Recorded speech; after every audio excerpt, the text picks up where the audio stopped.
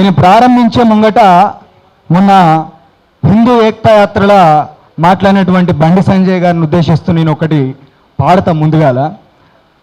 తక్షణ రక్షణ విశ్వ విలక్షణ ధర్మ విచక్షణ గోదారి కలిసనేమిరా డాండడ డాండ డాండ నినదంబుల జాండము నిండమత్త వేదండము నిక్కినే పొగడు నీ అభయవ్రతమేదిరా ప్రేమరసాంతరంగ హృదయంగమ శుంభ శుభంగ రంగ బహురంగద భంగ తుంగ సుగుణైక తరంగ సుసంగ సత్య సారుంగ శుశ్రుతి విహంగ పాపపుదు సంగ విహంగ భూతల పతంగా మధుమంగ రూపము చూపవేమిరా అని చెప్పి రామదాసు ఎంత మొత్తుకున్నా రాముల వారు ఎందుకు తానిషా ప్రభు చెర నుండి రామదాసుని రక్షించలేదని చెప్పి గరికపాటి నరసింహాన్ని అడిగితే ఆయన ఏమన్నాడంటే, నా గుడి కట్టచ్చు, నాకు పూజలు చేయొచ్చు, నా పెద్ద భక్తుడే కావచ్చు, కానీ ఆయన ప్రభుత్వ సొమ్మును ప్రజల సొమ్మును చట్టవిరుద్ధంగా ఖర్చు పెట్టిండు కాబట్టి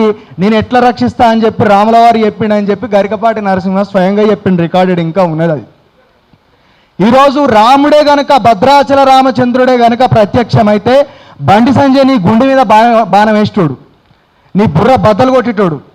ఎందుకంటే ఇదే ధర్మం ధర్మం అని చెప్పి ఏ ధర్మం గురించి నువ్వు మాట్లాడుతానవో అంత ధర్మ విరుద్ధంగా నువ్వు ప్రవర్తిస్తానవు. ఈరోజు ప్రత్యక్షంగా అన్ని సాక్ష్యాలు ఉన్నప్పటికీ కూడా, కేసు చాలా స్పష్టంగా ఉన్నప్పటికీ కూడా ఈరోజు నువ్వు ప్రవర్తించే తీరు కానీ, నువ్వు యాత్రలను అడ్డం పెట్టుకొని దేవులను అడ్డం పెట్టుకొని నీ కుటుంబం గురించి నువ్వు ఆ సాములవార్ల ముంగట ఆ యాత్ర లోపల మాట్లాడు, కానీ దాన్ని కూడా ఇంత దుర్మార్గమైనటువంటి విషయాన్ని, నీ కొడుకు విషయాన్ని కూడా రాజకీయం చేసుకొని లబ్ధి పొందాలని చెప్పి చూస్తూ ఉన్నావు.